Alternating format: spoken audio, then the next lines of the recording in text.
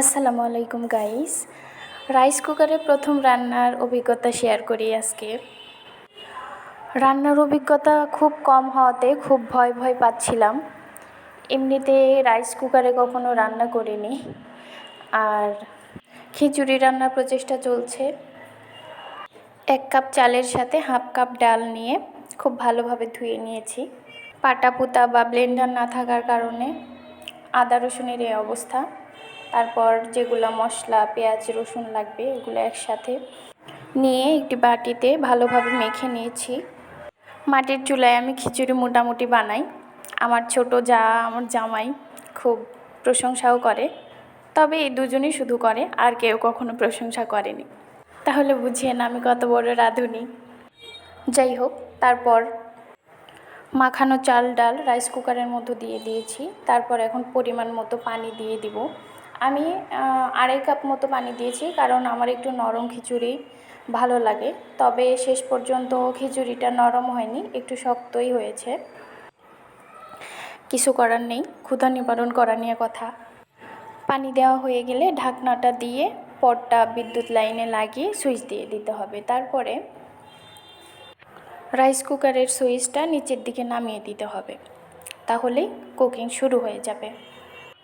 যারা আমার মতো নতুন বা প্রথমবার রান্না করবেন, ইউটিউবে অনেক আপুরা অনেক ভালো ভালো ভিডিও, অনেক তথ্যবহুল ভিডিও দিয়ে থাকেন, তাদের ভিডিও দেখে নেবেন।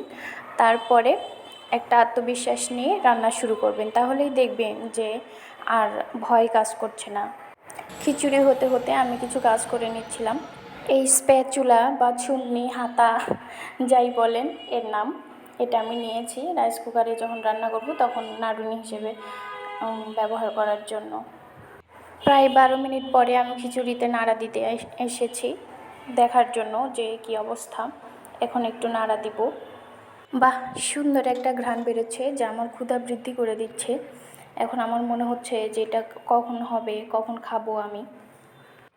নাড়াচাড়া শেষে আবার রেখে দিলাম কিছুক্ষণের জন্য কুক হওয়ার জন্য, কারণ এটা হয়ে গেলে এমনিতেই সুইচটা ওয়ার্ম মোডে চলে যাবে। তখন কিছুক্ষণ দমে রেখে দিয়ে খাবারটা নামিয়ে নিলেই হয়ে যাবে। এই যে আবার ঢাকা দিয়ে দিলাম। এখন আরও রান্না হবে, আরও কিছু সময় লাগবে।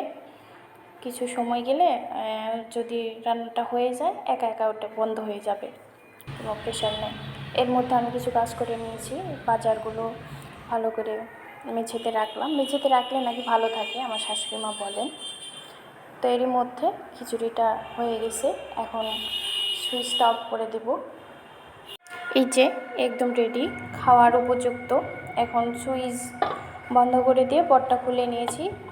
মানে রান্না হয়ে যাওয়ার পরে কিছুক্ষণ দমে ছিল চালটা ভালোভাবে ফোটার জন্য। তো তারপরে প্লেট নিয়ে চলে এসেছি, এখন খাওয়া হবে।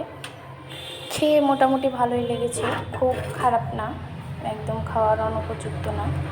তবে এরপরে আরও ভালো করার চেষ্টা করব, কারণ এটা প্রথমবার ভয়ে ভয়ে করছি।